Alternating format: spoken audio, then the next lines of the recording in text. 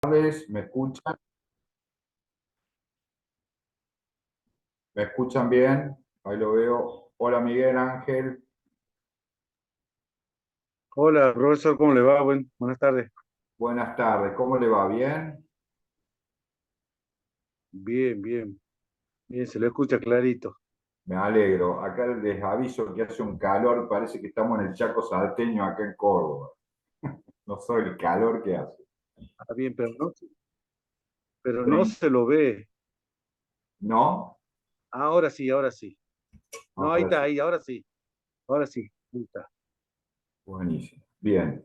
Los demás me escuchan, René, Miguel, se están conectando ahora. Lucas, bueno, vamos a esperar unos minutos. Veo varios que se están conectando. Digamos, estuve ordenando lo que es el campus virtual. eh, digamos, un poco estoy adaptando a lo que era la planificación del curso con lo que estamos haciendo efectivamente, que tiene, digamos, nos hemos dedicado mucho a la parte teórica al principio, a más o menos familiarizarnos con algunas teorías que son las utilizadas en el mundo. Digamos, no hay mucho que inventar en esto.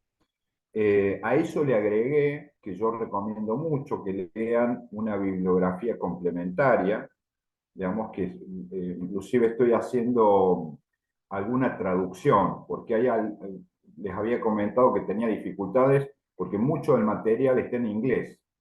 Así que ahora estoy terminando justamente una traducción, espero tenerla ya para la semana que viene, que no va a ser parte de la bibliografía obligatoria, pero que me interesa por supuesto que la tengan y que más o menos, digamos, quien quiera profundizar, porque la verdad que leyendo estos artículos sobre las teorías se aclara mucho la cosa, porque hay ejemplos, si no es como que corremos el riesgo de quedarnos con títulos en la cabeza y no comprender, digamos, el alcance de los enfoques, ¿no?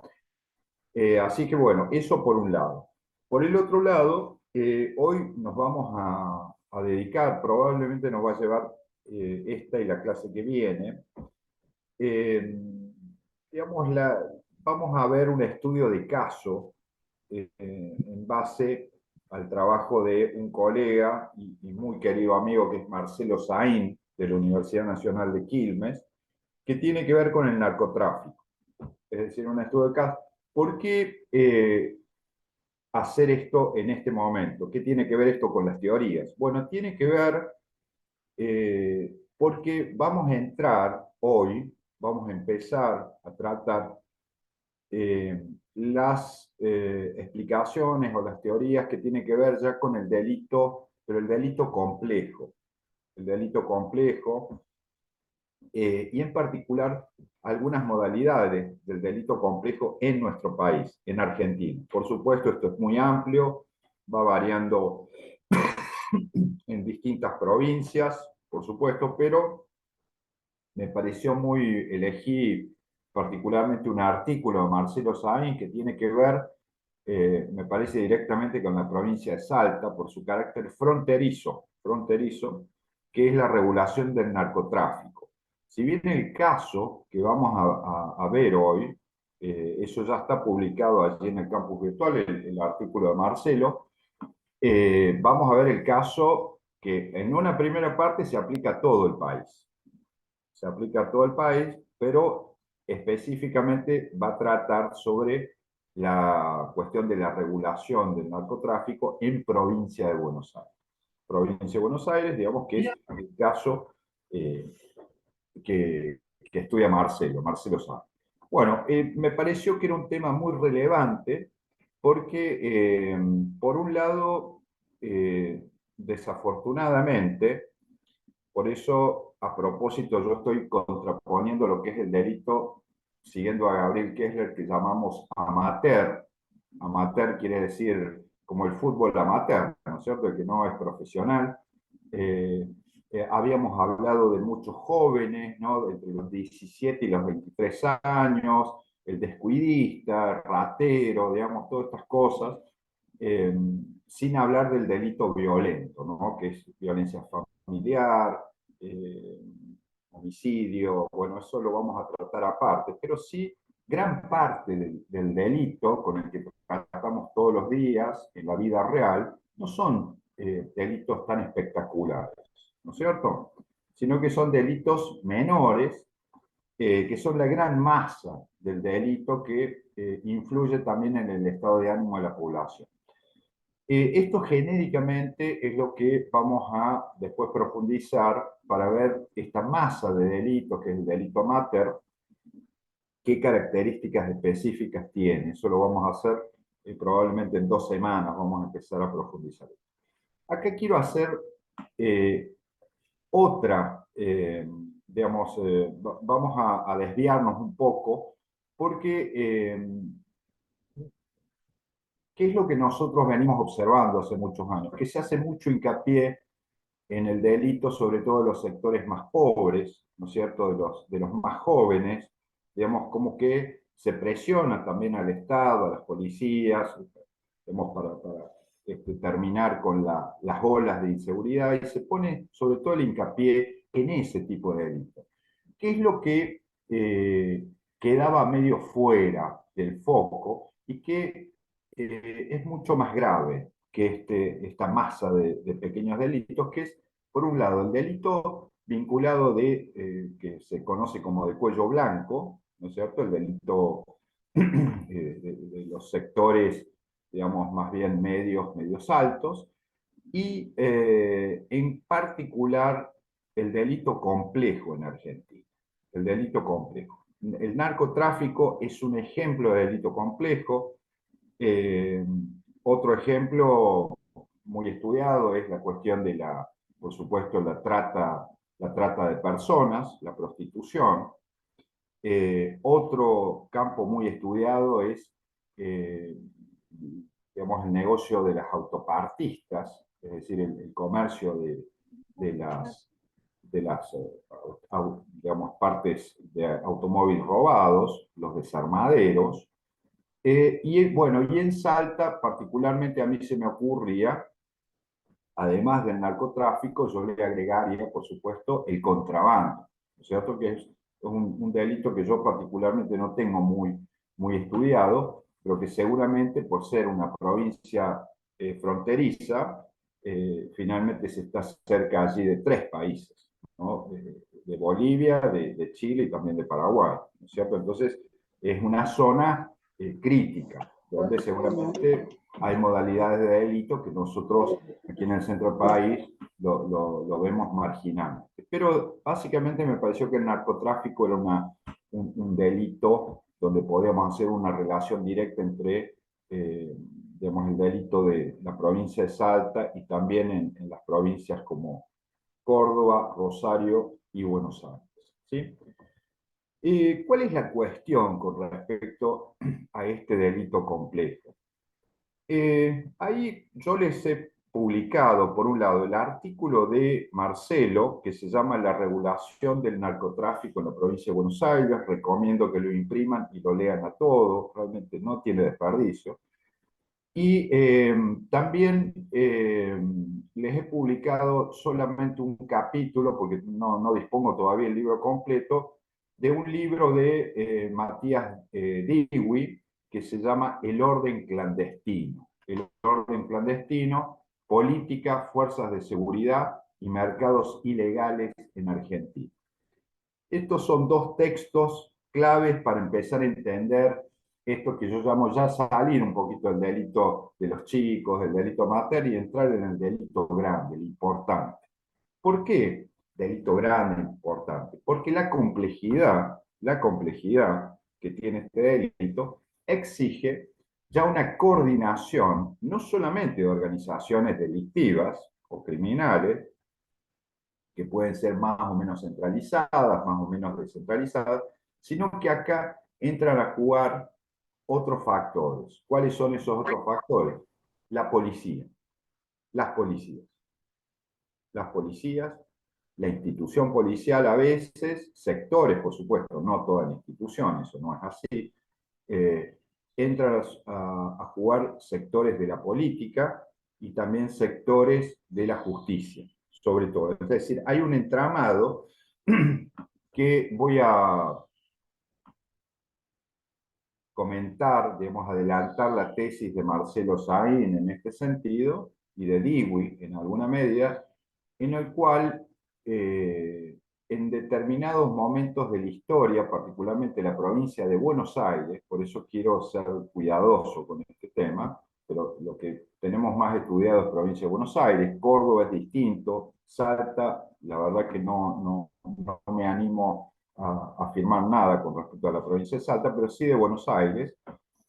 Eh, la tesis de Saín sostiene que una de las explicaciones, y esto es una tesis fuerte, una de las explicaciones por las cuales no hay grandes bandas criminales en Argentina, como puede encontrarse en Centroamérica, en Brasil, digamos, en otros estados, una de las razones por las cuales no hay ese tipo de organizaciones criminales complejas en Argentina es debido a que el Estado ha tenido participación, particularmente en provincia de Buenos Aires, en la organización del delito. ¿Sí? Es una tesis fuerte, fuerte, y la vamos a ir comentando y matizando. Esto se enmarca dentro de lo que es, por supuesto, hay antecedentes políticos de esta situación, particularmente eh, Marcelo va a estudiar lo que es la policía bonaerense a partir de la década del 80, que como sabemos a partir del 83 se da la democracia, con unas características muy propias de nuestra historia que, digamos, quedó una mano de obra desocupada de lo que habían sido los grupos de tareas de la dictadura, que básicamente ejercían la violencia ilegal, violencia política y también violencia delictiva, de modo paralelo al Estado de Derecho. Esas bandas, digamos, van a conformar una mano de obra desocupada que se va a ir plegando, porque lo que saben hacer es, evidentemente, delinquir, es decir, manejo de armas, extorsión, contrabando, narcotráfico, todo lo que se trata de personas, etc. Por lo tanto, Sain va a empezar a estudiar el fenómeno que se va a ir generalizando en la década de los 80 y que recién se va a abordar de manera frontal en la década de los 90, ¿sí? Que es el fenómeno de la corrupción policial en la provincia de Buenos Aires y cómo básicamente la policía bonaerense va a ser la que va a administrar, digamos, el delito. Es decir, no solamente que va a tener que ver con el delito, eh, por supuesto que va a recibir dinero del delito, eso es evidente, sino que se va a convertir en una forma de lo que Sain llama de gobierno de la seguridad. Es decir, cómo se gobierna en la década de los 80, parte de los 90, la seguridad en provincia de Buenos Aires. Bueno, acá viene la tesis de Sain, que está expuesta en la primera parte de este artículo, que es lo que él denomina el doble pacto de la seguridad. Doble pacto. ¿Por qué él habla de un doble pacto? En principio, el pacto al cual él se refiere es el siguiente. Por un lado, la clase política surgida de la democracia ya en la década del 80 delega en las cúpulas policiales la administración y el gobierno, digamos, de la seguridad pública. Es decir, como decir, los políticos dicen, este no es problema nuestro, háganse cargo ustedes. ¿Sí? Háganse cargo ustedes, el problema de la policía. ¿Sí? Y no la policía, sino las cúpulas policiales. Marcelo aclara bien ese punto. Eh, por lo tanto, esa es una primera característica que él denomina como el modelo del autogobierno policial. El autogobierno policial. Es decir, la política, el poder político, que son en definitiva las personas elegidas por el voto popular, delegan en las cúpulas y en la corporación policial el gobierno de la seguridad. Y el pacto consiste en que, por un lado, yo me despego, como político, me despego del tema de la seguridad, porque la responsabilidad también pasa a ser de la policía, de las cúpulas policiales. Y por supuesto, eso funciona siempre y cuando no se generen grandes aumentos de tasas de delito, grandes escándalos que puedan afectar, digamos, ya sea al gobierno o a la propia institución policial. Eso por un lado. Entonces, ese es el pacto, esa es la primera cara del pacto que marca Sainz, que es el modelo de del autogobierno policial. ¿Sí? Insisto, hay que contextualizarlo, no estamos hablando de hoy, ¿sí? Estamos hablando de la década del 80, de la década del 80 y cómo se va a prolongar eso en la década del 90. Si bien es cierto que nos estamos metiendo en un tema muy espinoso, Sainz de hecho lo trata, porque dice, hay una tradición en la policía bonaerense, que viene desde muchísimo tiempo antes, en la cual la policía siempre ha tenido que ver con, y acá viene la segunda parte del pacto, en la cual las policías, y esta policía en particular, tiene que ver con la administración de los delitos complejos dentro de la provincia. ¿Qué quiere decir esto? Que es la policía la que, digamos, establece pactos con el crimen organizado para mantenerlos dentro de una cierta, diríamos, normalidad.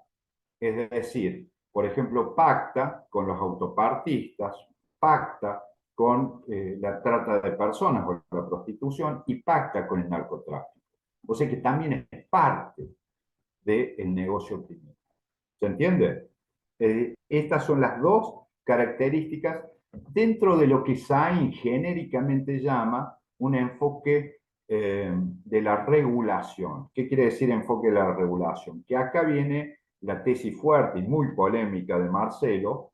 Ya voy a contar un poquito algunas cuestiones más de la historia de Sainz, que son muy interesantes, pero digamos, donde el elemento que diferencia el delito complejo organizado en Argentina y que, por ejemplo, se diferencia de las películas esas de la mafia, no sé, El Padrino, que vemos, la mafia siciliana, digamos, es que mientras que en la mafia siciliana el Estado no tiene nada que ver, en el delito complejo en Argentina el Estado está relacionado con la administración del delito. ¿Se entiende por qué la tesis es tan polémica?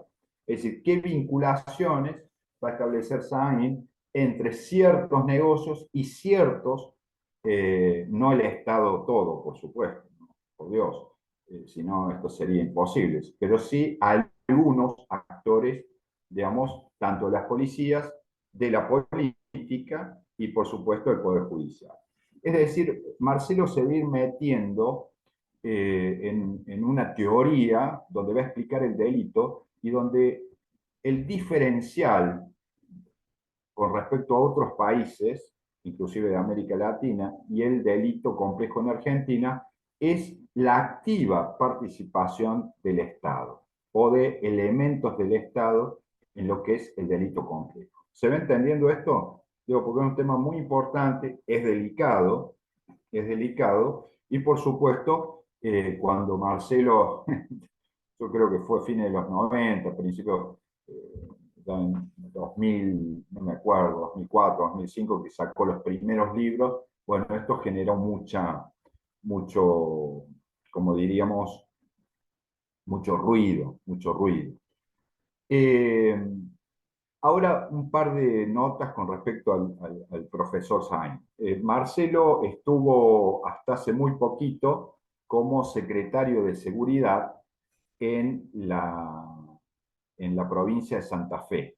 Fue convocado por el gobernador, creo que sí, por el actual gobernador, para hacerse cargo del Ministerio de Seguridad y trabajar con el caso de Rosario, con el caso de Rosario. Yo llegué a hablar un par de veces, me lo encontré a Marcelo en un par de congresos, así que bueno, podemos charlar un ratito, muy breve, pero más o menos me iba contando algunas cuestiones sobre cómo andaba su gestión allí, y él estaba convencido de esto que yo les estoy contando ahora. Es decir, de hecho, hay en la actualidad, para quien quiera ver los diarios, causas judiciales en Santa Fe, la justicia federal, por supuesto, de Santa Fe, dado que en particular el narcotráfico es un delito federal, porque es delito complejo, justamente, mientras que la parte del menudeo cae dentro de lo que es la jurisdicción provincial, ¿no es cierto? De hecho, por ejemplo, en la provincia de Córdoba nosotros tenemos una policía antinarcóticos, pero que trabaja en lo que es la distribución y la comercialización del menudeo, pero no llega a atacar el delito completo. Eso es jurisdicción nacional, ¿sí? Precisamente por esto de lo que estamos hablando, que es un delito complejo. Por lo tanto, esta va a ser, digamos, la tesis que va a manejar Marcelo Sainz respecto a la existencia de lo que Matías Digui llama un orden clandestino. Un orden clandestino que no se limita solamente a actores específicamente a delincuentes, sino que tiene vinculaciones con el sistema judicial, el sistema policial y el sistema político. Esto es lo que hace que estos temas sean tan complejos. ¿eh? Mencionaba recién, por ejemplo, que hay que ver el caso de Rosario. Vamos a ver que hay, por ejemplo, un senador en un proceso judicial. Hay jueces también que están acusados, digamos, en una causa que ha iniciado el gobierno provincial, y bueno, ahí se está dando una trama muy compleja que está en pleno desarrollo. Es decir, no sabemos cómo va a terminar, ¿no es cierto? Pero de hecho está sucediendo el caso este no tiene más de 2 o 3 años, ¿sí? Así que bueno, hay que estar siguiendo esas tramas. Bueno, en particular, Sainz sostiene en este artículo que va a hablar de dos cosas. Por un lado, una idea de la participación del Estado en los delitos complejos, que para él es un problema nacional que no se limita solamente a la provincia de Buenos Aires, eso lo dice apenas empieza el artículo. Dice, esto no solamente es el caso, yo creo que él estaba pensando ya en Santa Fe, puntualmente. El caso de Córdoba ya es un caso diferente. Digamos, hay indudablemente también, hemos tenido casos, particularmente lo que fue el narcoescándalo hace unos 4 o 5 años, que hubo detenidos inclusive, pero fue una causa que no prosperó, después si quieren les cuento qué pasó allí, pero se mezcló también con algunas cosas políticas, pero Córdoba más bien se ha caracterizado por algunos casos de gatillo fácil, más bien, más que digamos, participación directa de las policías en el narcotráfico. Al menos no hemos tenido últimamente casos resonantes en ese sentido. Sí, casos de gatillo fácil, que es, ahora se está develando un juicio de un adolescente que fue muerto en un control policial. Digamos que es un caso terrible que ha afectado muchísimo a la opinión pública, ¿no? Y por supuesto a la imagen policial. Es decir, es un caso, en un control policial, un policía que dispara cuando el auto se escapa, ¿no? Y le da 2 o 3 balazos a un adolescente por la espalda. Y bueno, eso con el agravante de que luego de cometido eso que es ilegal porque no sigue el procedimiento en absoluto, a su vez se plantaron pruebas para tratar de mostrar que estos chicos tenían un arma en el auto. Ese fue un escándalo. Esto es un escándalo que se está discutiendo ahora en la justicia provincial. y la policía provincial nuestra está muy sensible con ese tema, ha renunciado el ministro de Seguridad, no sé cuál será la suerte de la jefa, que es un estudiante de la licenciatura en seguridad acá de la Universidad Nacional de Villa María, egresada nuestra, Liliana Zárate, que bueno, que han tenido que lidiar con este tipo de casos que tienen una profunda repercusión en la opinión pública y son casos tremendamente sensibles, realmente muy delicados, muy delicados. Ahora bien, volviendo al tema de Marcelo Sáenz, él sostiene que, por un lado, va a estudiar, es decir, esta idea del gobierno, del autogobierno de las policías, o el doble pacto, digamos, no solamente afecta a la provincia de Buenos Aires, seguramente afecta también a Ciudad de Buenos Aires, a provincia de Santa Fe, y bueno, y hay que ver el resto de las provincias cómo se manejan. Y eso yo no tengo información, sinceramente. Y en un segundo momento, el artículo de Sainz va a estudiar el caso del narcotráfico en provincia de Buenos Aires, particularmente el caso del narcotráfico. Bueno, allí, por supuesto, nos va a llevar tiempo, vamos a ir desglosando de a poquito toda esta trama, pero en principio la novedad que se ha producido, digamos, al menos desde mediados de la década del 90, es el hallazgo de lo que se conocen como cocinas de cocaína, que eso fue todo un indicador, según marca Sainz, de que ya el producto, que era el producto de la cocaína, ya no llegaba eh, producida, por ejemplo, en Perú o en Bolivia, sino que se terminaba de producir ya en provincia de Buenos Aires. Es decir, ¿qué es lo que se importaba, en definitiva? ¿De dónde? Bueno, de Bolivia y de Perú sobre todo, lo que se conoce como la pasta base. La pasta base, eso, digamos, se trae a la Argentina, no, es decir, no se produce en Argentina, porque evidentemente para tener pasta base hay que tener plantaciones enormes de coca, ¿no es cierto? Que son climas, digamos, entre tropicales y de montaña, digamos, son climas muy particulares, ¿no? No es que la coca prende en cualquier lugar.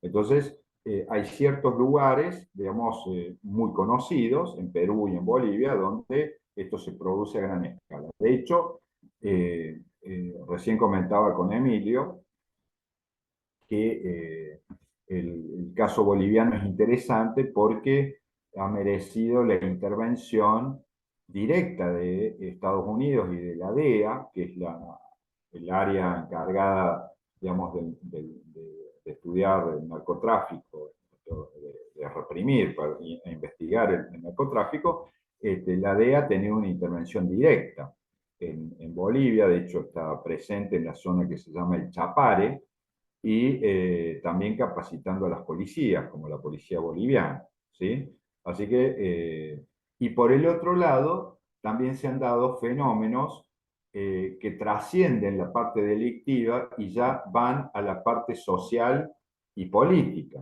¿Por qué digo esto? Porque por eso digo que el caso boliviano es tan complejo y por el otro lado, bueno, es muy interesante como objeto de estudio, porque eh, fundamentalmente el narcotráfico, que es muy complejo, insisto, es complejo porque hay que plantar la coca, hay que procesar la pasta base, después hay que trasladarla, después hay que conseguir los activos químicos para sacar el clorhidrato de cocaína, que es en sí la cocaína, controlar esa calidad, luego hay que distribuirla, ¿sí? Es decir, altamente complejo, ¿se entiende? Es como, eh, digamos, una gran organización multinacional, ¿se entiende? Esto es muy importante entenderlo, porque si no, creemos que es la señora del barrio, ¿no? Que vende un sobrecito. Bueno, sí, ese es el último eslabón o el chico que lo compra, pero eso,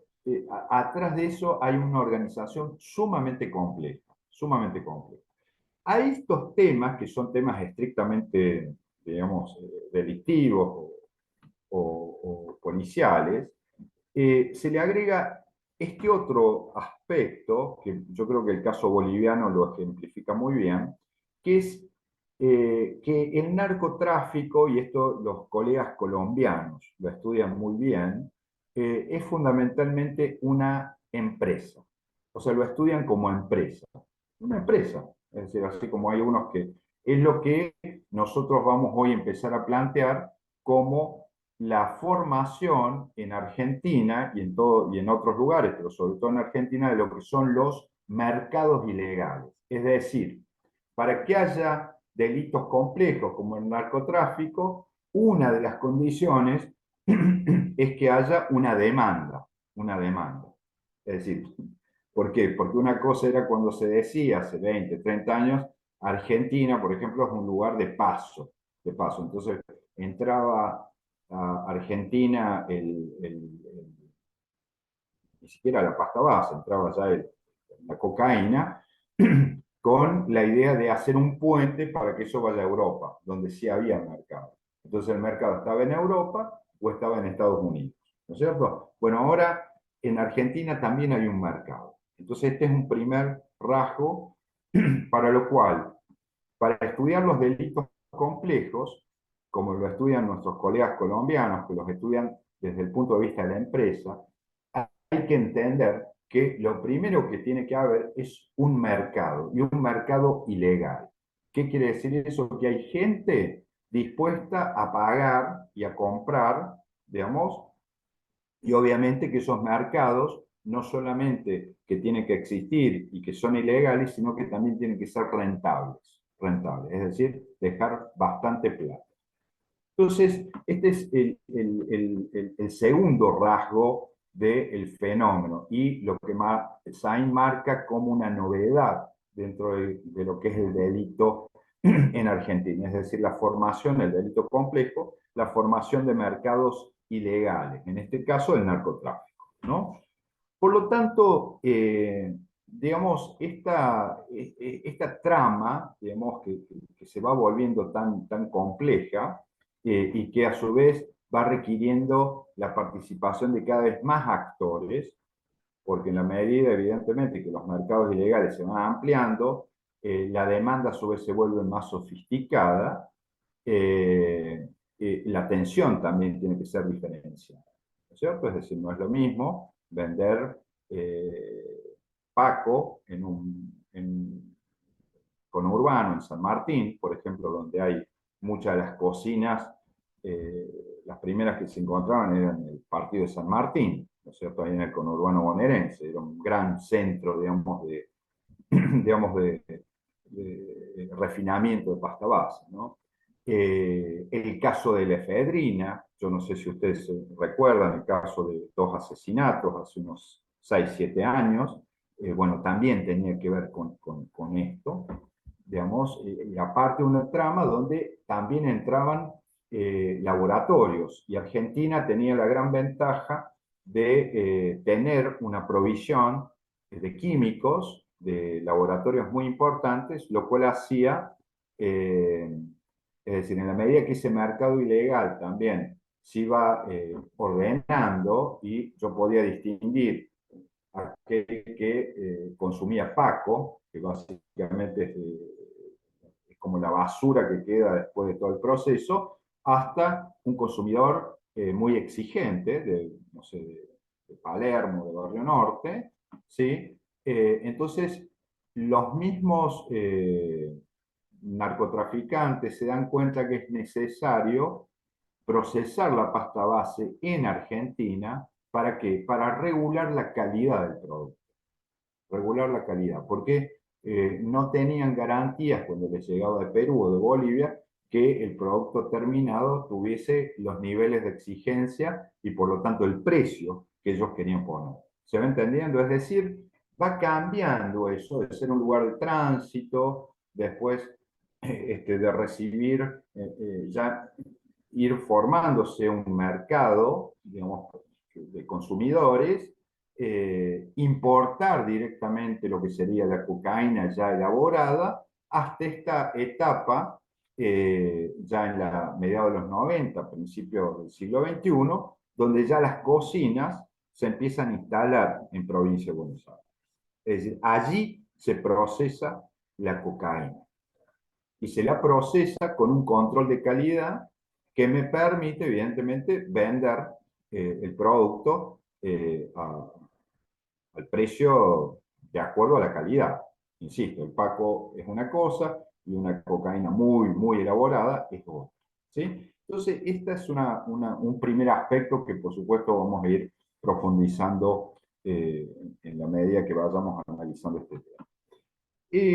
El otro aspecto que también mencionaba, que a mí me resultó también muy interesante, volviendo al caso, no el caso argentino tanto, sino volviendo al caso boliviano, es que esos productores allí en el Chapare, eh, ¿por qué se dedicaban a producir la coca? Que este era un poco el problema que va a resultar casi en una revolución en Bolivia, por eso lo menciono. Es decir, con las reformas económicas eh, de fines de los 80 y sobre todo las décadas de los 90, que hay un proceso generalizado en América Latina de desempleo y de desindustrialización en general. En el caso boliviano es el cierre de las minas, o sea, el mineral.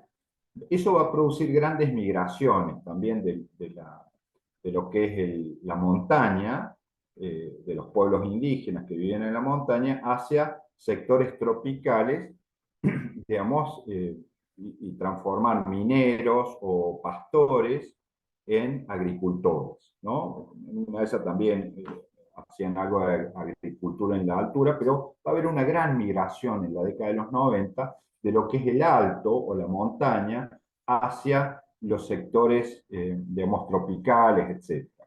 Allí se va a empezar a dar un fenómeno que dentro de ese contexto de recesión económica, de desempleo y de desindustrialización, uno de los negocios rentables que va a haber, estoy hablando de la década de los 90, ¿sí? Acuérdense, acá lo teníamos a menos. En ese momento, uno de los eh, empleos rentables que va a encontrar mucha de esta gente es el cultivo de coca. Cultivo, porque la coca, en definitiva, da varias cosechas al año. Es muy interesante, es mejor que la soja.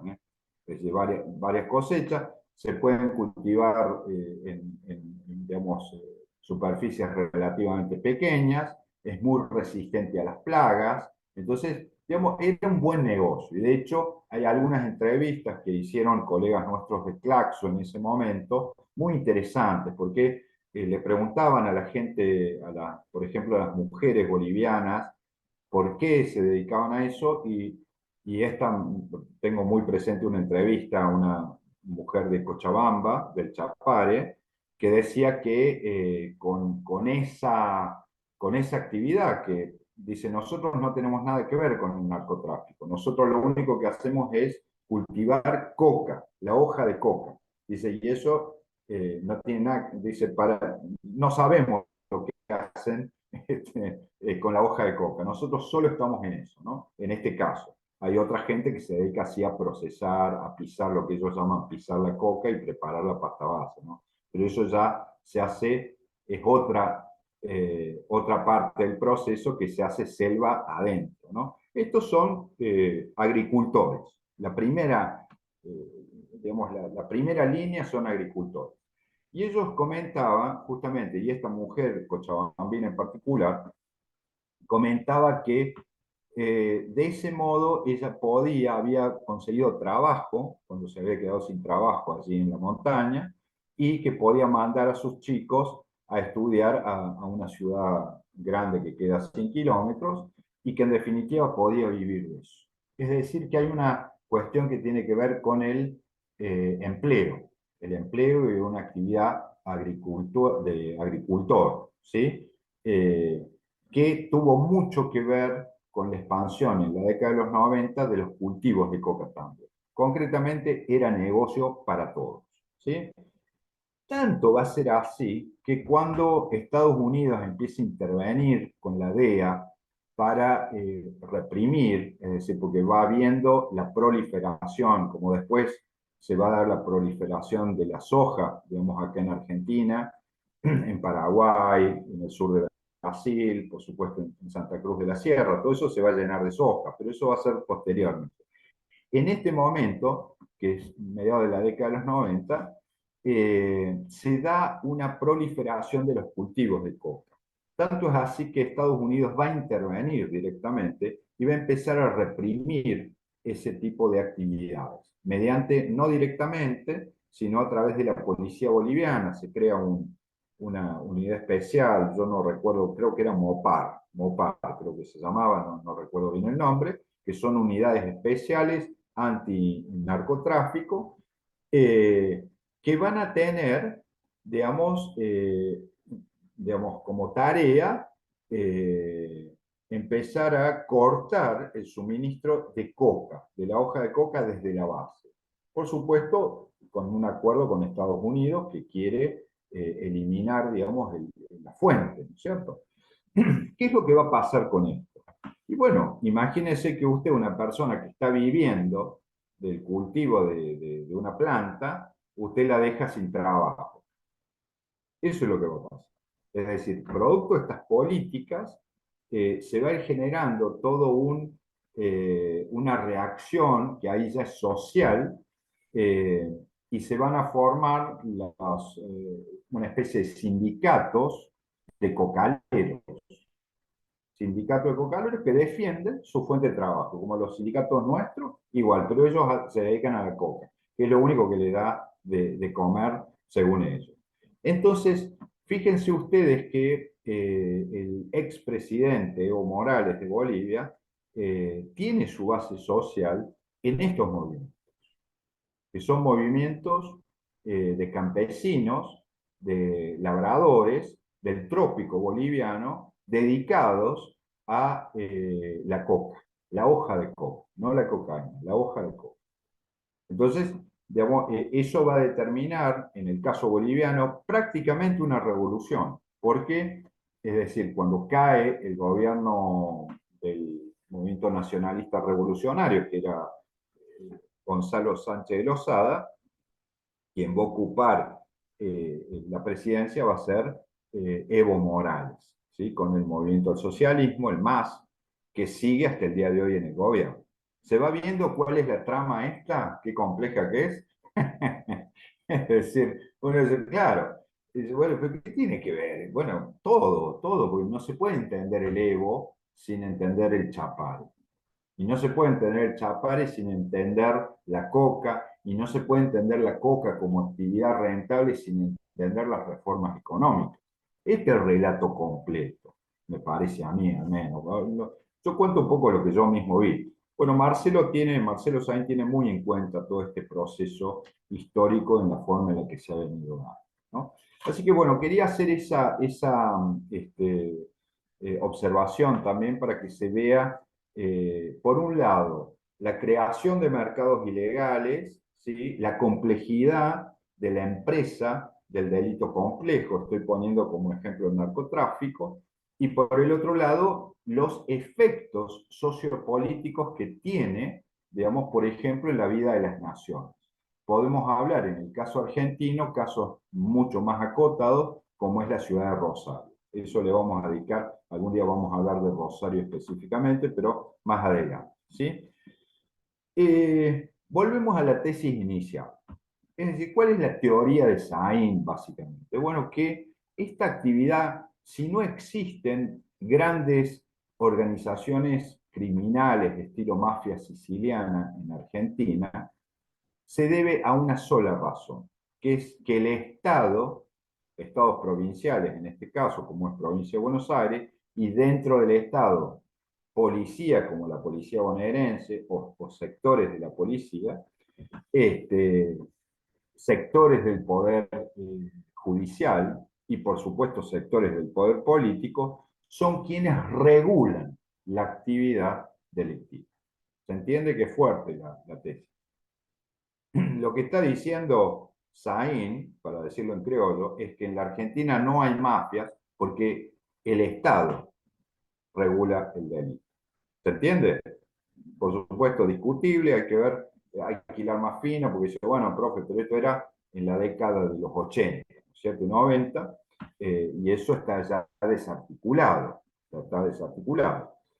Bueno, en parte es cierto, porque en la década del 90 justamente se hizo este diagnóstico, se lo consideraba como parte de la herencia de los gobiernos autoritarios y de estas bandas criminales que habían quedado sueltas. Y bueno, se ha avanzado mucho en ese sentido. La verdad que se ha avanzado muchísimo, pero, a ver, no jorobemos.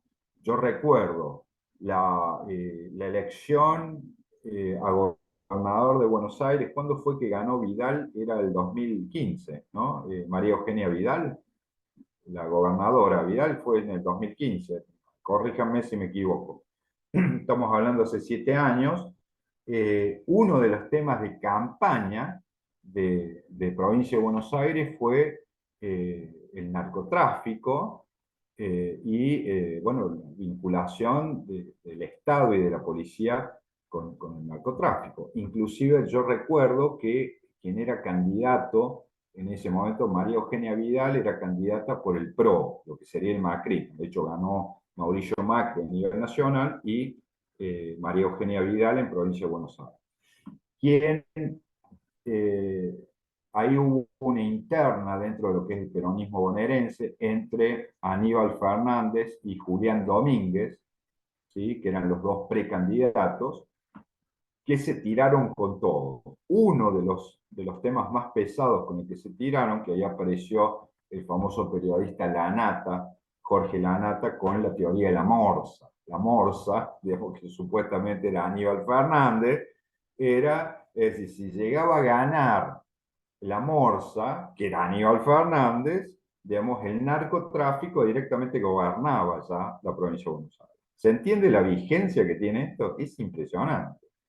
Entonces, y a su vez, Aníbal no casualmente había sido ministro de Seguridad del gobierno nacional. Es decir, ministro de Seguridad. Es decir, estamos hablando de quien maneja no las fuerzas provinciales como la bonaerense, pero sí las fuerzas nacionales. ¿Cuáles son las fuerzas nacionales? Prefectura Naval, Gendarmería Nacional, Policía Federal Argentina, Policía Aeroportuaria y no sé si me estoy olvidando de algo. Pero básicamente esas son las 4 fuerzas que manejaba Aníbal. De hecho, Aníbal y Marcelo Saín, porque de ahí viene también una cierta vinculación entre el autor de este artículo y la gestión de Aníbal Fernández. Yo no recuerdo si estaba la presidenta Cristina o Néstor, creo que era Cristina ya en ese momento. Se va a disolver lo que era la policía aeronáutica y se va a crear la policía de seguridad aeroportuaria. Y el creador de esa policía y su primer director es Marcelo Saín. Yo de hecho lo conozco a Saín, que lo conocía de la Universidad Nacional de Quilmes, nos conocíamos de algunos congresos, pero después Marcelo ya pasa a la función pública y no recuerdo en qué circunstancias, él recibe el encargo de crear una policía aeroportuaria. Tanto es así que yo en ese momento llegué a entrevistarme una vez con él en Ezeiza. Fui a su oficina en Ezeiza, tenemos un congreso acá en Córdoba, y yo viajé a Buenos Aires y me invitó a tomar un café allí en Ezeiza. Y se estaba creando la policía aeroportuaria, ¿no? Es decir, pero en ese momento, quien era ministro de Seguridad era Aníbal Fernández. ¿A qué voy con todo esto? Que, digamos, en provincia de Buenos Aires ha quedado también una huella y un trauma muy fuerte por lo que ha sido la policía bonaerense. Más adelante, Saín va a decir lo siguiente, porque Marcelo es de dar tesis fuertes. El turco no se anda con chiquito. Por eso también lo critican mucho.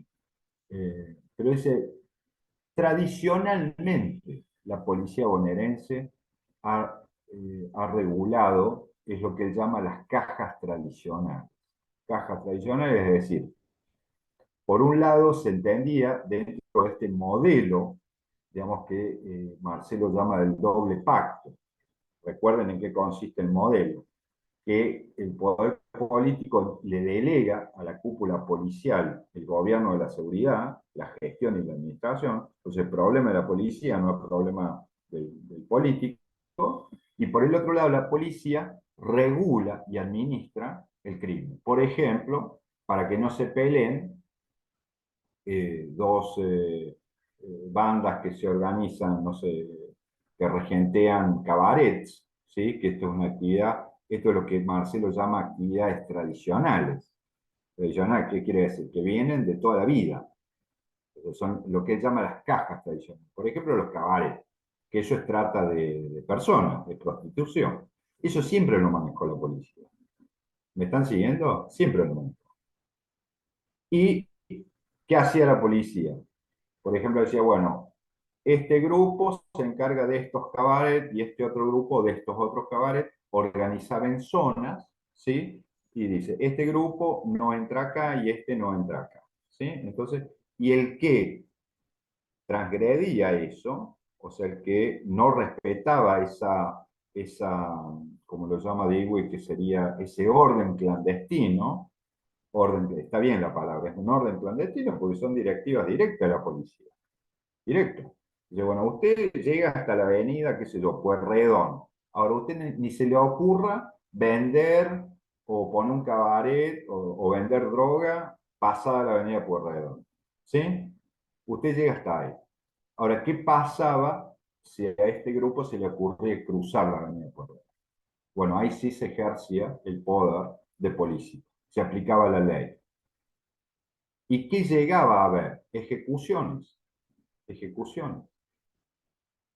Entonces, esta gente no es gente tranquila, digamos, porque, es decir, ellos reafirmaban, por supuesto, su autoridad aplicando la ley y había ejecuciones encubiertas. Y de golpe se sabía que con la policía no se jode.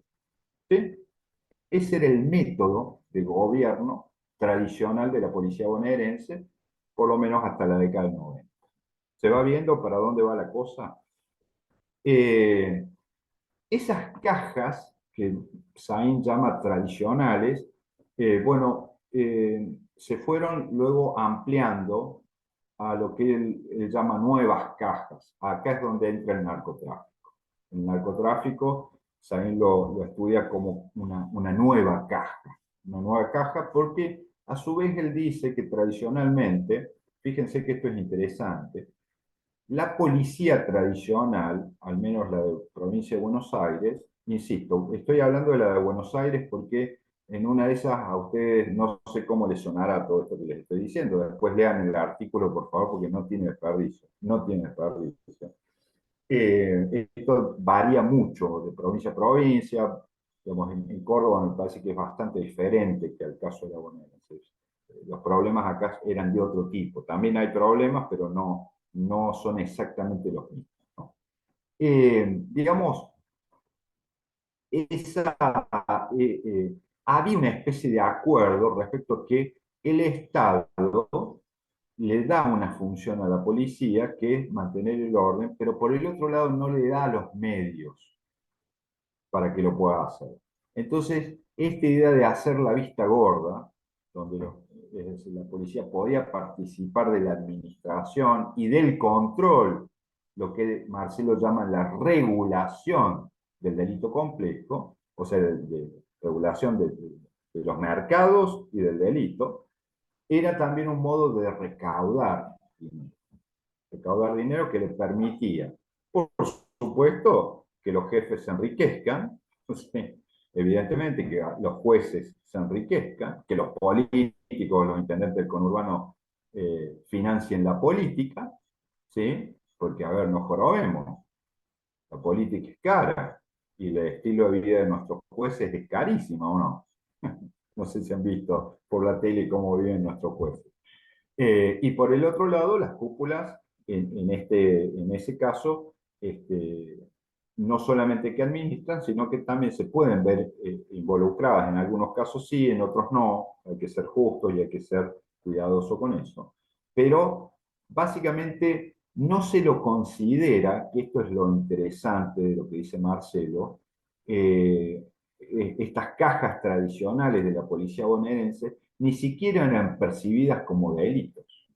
Era parte del funcionamiento, lo que él me parece que correctamente llama el gobierno de la seguridad.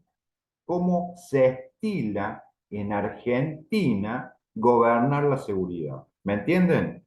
Es decir, ¿cómo se hace esto? Uno puede decir, bueno, lees la Constitución, el Código Penal, el reglamento de la policía, esas son las leyes. Ahora, otra cosa es el régimen, que ahí ya vamos al gobierno. ¿Cómo se gobierna y se administra la seguridad efectivamente? Y efectivamente, ¿para qué? Bueno, para mantenerla bajo control, para evidentemente que la población perciba que hay un orden, ¿no es cierto? Etcétera.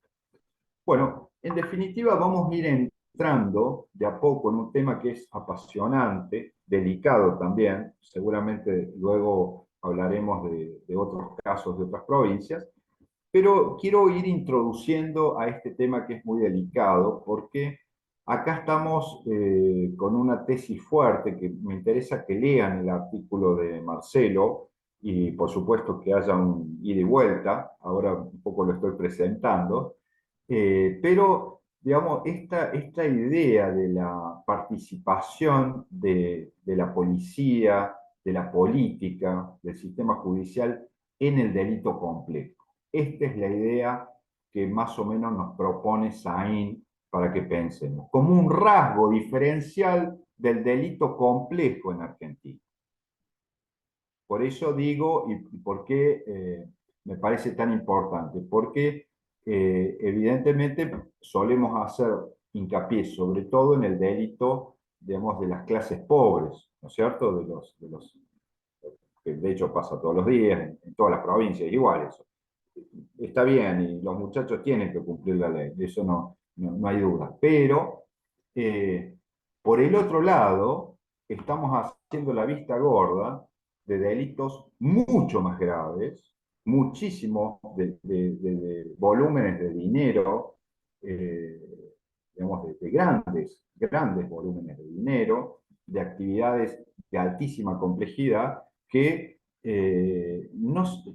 ni siquiera a veces el sistema penal los investiga. Y en parte no los investiga, y acá viene esta tesis perversa o esta idea del pacto que sostiene Marcelo, a veces porque la política y el sistema político a veces tiene que ver directamente porque se financia con esto. Digamos, en casos puntuales, como yo tengo en mente 3 casos puntuales de intendentes de Buenos Aires, es más, ha habido causas y han sido condenados, ¿no es cierto? Está demostrado. Pero a veces ni siquiera es por eso. A veces directamente decir, mira, directamente háganse cargo ustedes porque el gobierno de la seguridad también tiene muchos riesgos. Tiene muchos riesgos. Es decir, me vuelve como político muy vulnerable. Porque cualquier macana que pasa me pega directamente a mí y no tengo a quién responsabilizar. Otra cosa es que sea responsable el agente de policía, el jefe de la policía, el ministro, y otra cosa es que sea responsable el gobernador. ¿Se entiende? Es decir, siempre los gobernadores, los ministros, tratan evidentemente de que eh, ese tipo de escándalos no los toquen. Y en ese sentido, hay una tendencia a delegar, debemos a delegar el gobierno de la seguridad en las cúpulas policiales, dentro de esto que se conoce como el autogobierno eh, policial. ¿Se va entendiendo más o menos el tema?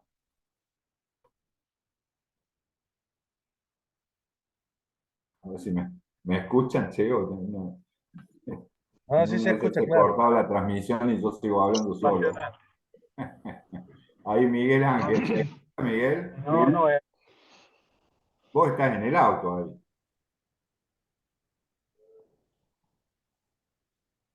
Ahí, a ver, Jesús. Sí, sí se entiende, profe. También usted hacía referencia al tema del triple crimen de la efedrina. Yo había visto un título ahora en las noticias que los servicios de inteligencia habían tenido injerencia sobre ese hecho. Después el tema Nisman, también cómo se ve, cómo se involucran los servicios de inteligencia, los cuatro policías que estaban involucrados en el atentado. O sea, desde los 80, como usted dice, hasta ahora se ve claramente cómo la policía bonaerense ha tenido participación, ¿no es cierto?, en diferentes Sí, hechos complejos, como usted dice. sí, sí. Y Es la federal evidente eso. también, ¿eh? Jesús, la federal también. Ujú. De hecho, acordate que se crea la aeroportuaria en parte porque no se controlaba a la federal y a la provincial, y se recurre a Gendarmería Nacional, que los sacan de donde deberían estar, que es allá cuidando la frontera en el Chaco, y los traen al conurbano. Sí, ¿Qué hacen ahí los gendarmes? Encima los muchachos, yo los conozco, acá yo tengo destacamento de Jesús María, son muchachos de campo, ni siquiera están, yo te diría, capacitados para tratar delitos en grandes urbes. Es otra cosa, un cuerpo militarizado, preparado para estar, eso, grandes caminatas sin agua en el Chaco. Eso para ellos, ellos se la aguantan, pero bárbaro. Ahora, los traes al conurbano, no sé qué hacer. Pero básicamente el problema es este. Lo que vos mencionas, que es interesante que vayamos sacando temas, Jesús, está bien, porque yo ahora voy a cerrar el día de hoy, porque insisto, es un tema muy fuerte. Quiero que vayan leyendo, cosa de ir acompañando esto con algunas lecturas. Es decir, el caso, bueno, mencionaba el caso Nisman, el caso de los servicios de inteligencia, es decir, cómo Argentina, digamos, el caso de la justicia federal, para hablar de la justicia nacional, el caso de Provincia de Buenos Aires, finalmente es un caso provincial, tiene incidencia en la nación, pero digamos, es sobre todo provincia, ¿no es cierto? El gobernador, la legislatura provincial, es todo un nivel provincial, subnacional. El caso Nisman, el caso Servicio de Inteligencia, es nivel nacional.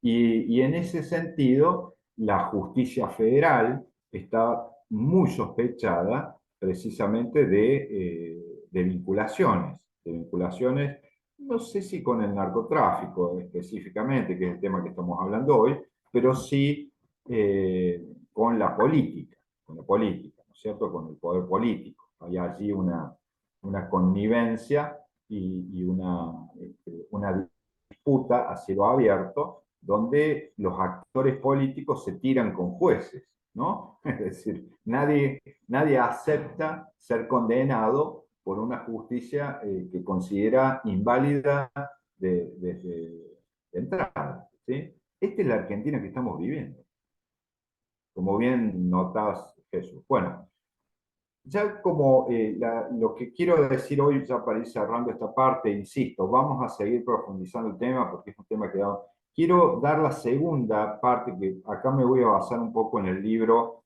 El orden clandestino de Matías Diwi, porque voy a ir presentando para ir ordenando esto, porque son muchas cosas, muy complejo, y es tan complejo que en un momento como que nos quedamos en blanco, ¿no es cierto? Bueno, parte de nuestra tarea es investigar e ir ordenando algunas cuestiones y buscando algunas hipótesis, por supuesto, que nos permitan ordenar este gran caos. Eh, Básicamente lo que va a vender la policía y la policía de Buenos Aires es cuál es el producto que vende o que negocia la policía en general en una situación asimétrica con las organizaciones delictivas. ¿Qué quiere decir? Asimétrica quiere decir que la policía, al estar organizada y tener el poder del Estado, tiene más poder que estas bandas que recién se están instalando en Argentina, por lo menos en la década del 90. Entonces, allí hay una asimetría en favor de la policía y le da poder a la policía para poder negociar. ¿Qué es lo que vende? Dice Dewey y luego Sain, la policía. Bueno, Básicamente, la policía vende lo que está diseñada para vender, que es protección. Protección, pero en este caso protección a la ilegalidad. Este es el caso de, por ejemplo, las zonas liberadas. Las zonas liberadas. Es decir, cuando la policía me libera una zona, dice, bueno, muchachos, acá la ley no se aplica. O me protege de las consecuencias de la ley. Yo tendría que ir preso, pero no voy preso. Yo tendría que pagar una multa, pero no pago. Y acá vamos introduciéndonos, y esto quiero dejar, al menos hoy planteada esta cuestión eh, genérica, que luego vamos a profundizar también en la segunda parte del curso, que es una tesis de Matías Dewey, que particularmente a mí me gusta mucho, que es decir, hay lo que se llama una suspensión del Estado de Derecho. Es decir, ¿qué hacen las policías, y en particular la policía bonaerense? ¿Qué poder ejerce? Que es un poder que solo puede ejercer el Estado, porque nadie más puede ejercer esto. Esto es lo que trafica también la policía, que es con una sola liberada, suspende el Estado de Derecho. ¿Qué quiere decir que lo suspende? Y que no rige la ley.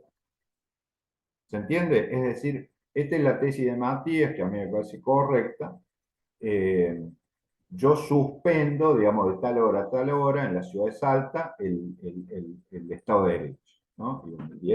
Ya vamos a ver, después les voy a comentar algunas películas, algunas ficciones muy interesantes sobre este tema, donde se suspende, ¿no?, el Estado de Derecho. Esto es lo que, insisto, no vamos a profundizarlo hoy, pero sí lo vamos a hablar largo y tendido en la segunda parte del curso, es lo que nosotros en filosofía política, en teoría política, estudiamos como el estado de emergencia o el estado de excepción. El estado de excepción. Es decir, el estado de excepción, en definitiva, y hoy solo presento la idea, el título, por decirlo de alguna manera, es decir, tradicionalmente está lo que se llama el Estado de Derecho. ¿Qué quiere decir el Estado de Derecho? Un Estado en el cual rige la Constitución y las leyes y la gente obedece la ley. Sí, básicamente es eso. No es más complicado que eso y también, así como es fácil decirlo, es muy difícil cumplirlo, ¿no? Contrariamente al Estado de Derecho, siempre se contrapuso teóricamente lo que era el Estado de naturaleza. El Estado de naturaleza, digamos, Hobbes, John Locke, Rousseau, ¿no es cierto? Más allá que estos autores tienen distintas ideas, pero en general el Estado de naturaleza es un Estado que se conoce como prepolítico, prepolítico, porque es antes de que del pacto social. Por eso es prepolítico y por eso es natural. Es como conviviríamos naturalmente si no hubiese pacto social, si no hubiese constitución y no hubiese Estado. Imagínense en un Estado que, por supuesto, no existe eso, pero los filósofos, los teóricos se imaginaban, bueno, ¿cómo sería si no hubiese constitución de 1852 en Argentina? Es decir, si no hubiese un pacto, ¿cómo viviríamos en un Estado que se llama de naturaleza? Entonces, yo tengo por un lado en la teoría, en la filosofía política, la idea de un Estado prepolítico, que es el Estado de naturaleza, y por el otro lado, un Estado político o civil, que es una vez que una sociedad hace un pacto, los individuos hacen un pacto, se dan una constitución y dicen, bueno, vamos a vivir de acuerdo con esta ley. ¿Sí? No casualmente, fíjense ustedes que esto, bueno, uno puede decir, bueno, hay un pacto social en Argentina. Bueno, básicamente es la constitución del 1852-53, porque fíjense que en el preámbulo de la constitución, ¿cuáles son las unidades políticas que venían ya de la época del virreinato que van a firmar ese pacto y que tienen el poder y la autoridad de cerrar un pacto vinculante, que nos vincula a todos? Son las provincias. Las provincias. O sea, las unidades políticas en Argentina, Salta, por ejemplo, como entidad, fíjense que ni siquiera es la ciudad de Salta, la entidad, estoy hablando de la historia real argentina, ¿no? Al menos desde la época del virreinato. La entidad política con poder político y reconocimiento jurídico y político, es la provincia. Por eso son las provincias argentinas, las provincias, las que firman el pacto, y son, la Constitución se hace en nombre de los pactos preexistentes. ¿Y cuál es el sujeto de esos pactos? ¿Quién era? Juancito Pérez, no, la provincia. La provincia, una de ellas, la provincia de Salta.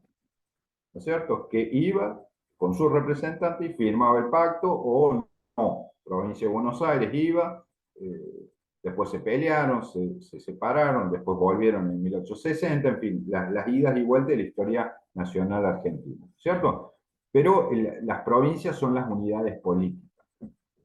Definitiva, uno de los problemas centrales que va a tener la historia argentina, que eso, insisto, lo vamos a estudiar en la segunda parte del curso, porque tiene directa relación con esto, es que Argentina, a lo largo de toda su historia, ha vivido gran parte de su historia no como un estado de derecho, sino en un estado, diríamos, de emergencia o estado de excepción permanente.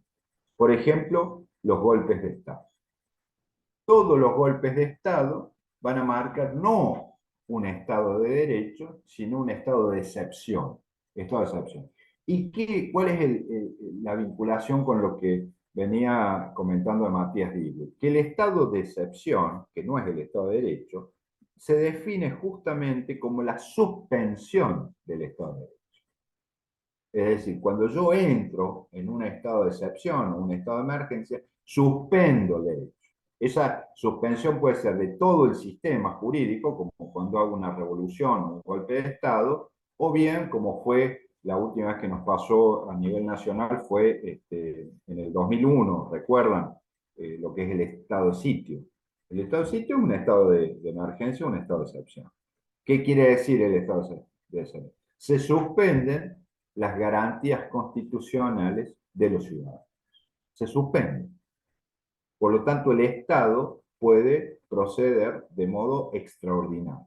¿Se entiende?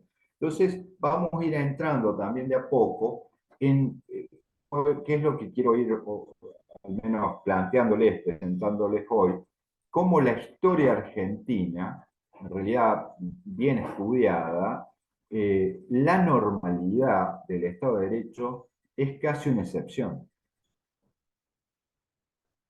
Casi una excepción. Es decir, no hay a ver, no somos Noruega, no hace falta que se los diga, o Estados Unidos, evidentemente no lo somos. Pero una de las diferencias es precisamente que Argentina no tiene una tradición de Estado de Derecho, que traducido en criollo significa que todo el mundo cumple la ley. Cumplir la ley, que uno sería exagerado decir, no, acá nadie cumple la ley, tampoco eso es verdad, pero cuando vamos analizando problemas como cómo se maneja el poder político, cómo se maneja el poder judicial, cómo se manejan las cúpulas burocráticas de Fuerzas Armadas, de policías, vemos un común denominador donde la obediencia a la ley, la obediencia a la Constitución, no es tan habitual. ¿Se entiende a qué voy? Es decir, Argentina tiene, justamente acá tienen un libro que después voy a ver si les hago una parte. Este es de un colega nuestro de allá de la Universidad del Litoral. Ahora creo que está en Rosario, Hugo. Se llama Argentina en emergencia permanente. Más o menos lo que estoy diciendo yo acá lo dice mucho mejor Hugo, que es un gran profesor, digamos, donde estudia la historia argentina, y dice, a ver, hermano, vivimos de revolución, vivimos de golpe de Estado, que si no la guerrilla es la crisis económica, si no la crisis económica es que Putin invade Ucrania, si no es eso, bueno, no sé, el coronavirus. El último estado de excepción técnicamente que tuvimos en Argentina, que fue mundial, fue el coronavirus. ¿Sí? Eso es técnicamente un estado de excepción. ¿Por qué? Porque se suspenden ciertas garantías constitucionales. Por ejemplo, usted no podía salir de su casa, ¿o no? Y dice, pero si tengo derecho a salir. Bueno, no puedo.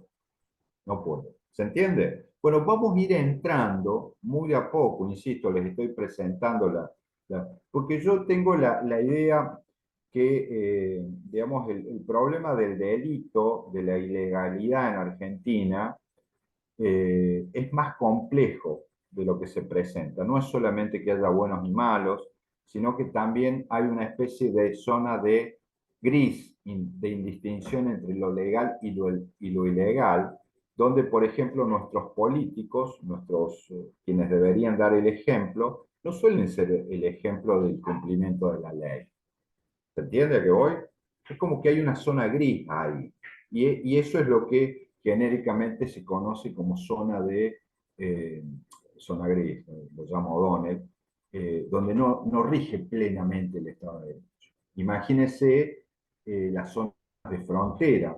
Ustedes tienen varias zonas de frontera ahí. Imagínense lo que es el campo. Es decir, eh, hay que ver en qué medida rige.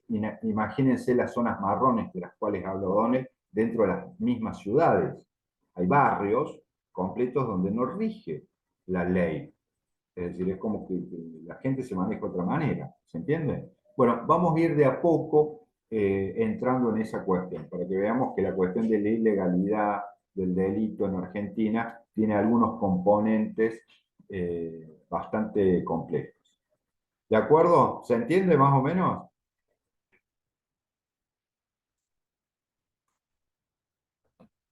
Se llama estado de excepción. Estado de excepción. Bueno, gente, yo daría por finalizado, aparte me tengo que ir a tomar un parcial en este momento, así que me tengo que ir volando. Cierro con esto. La semana que viene, ahí Emilio me estaba diciendo, vamos a hacer online los primeros 45 minutos de la clase, el control de lectura. ¿Qué es lo que les pido que hagan?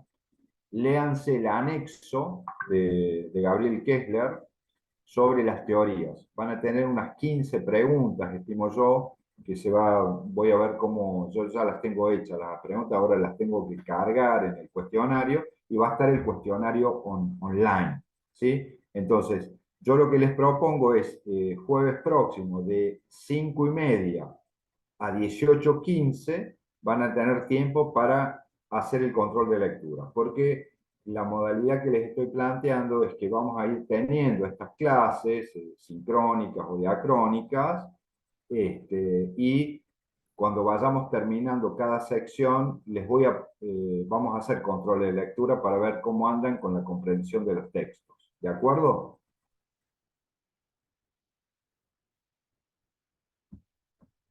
Bueno, Profe, quedamos está bien. así. Mucha suerte. No, va a ser fácil, che, si han leído los textos. Y bueno, y ojo, acuérdense que hay un chat ahí, yo la verdad no lo he usado nunca, pero si hay consulta, el profe, esto no sé, no entiendo, o la página, o lo que sea, escríbanme, yo voy a estar atento a los comentarios. ¿De acuerdo?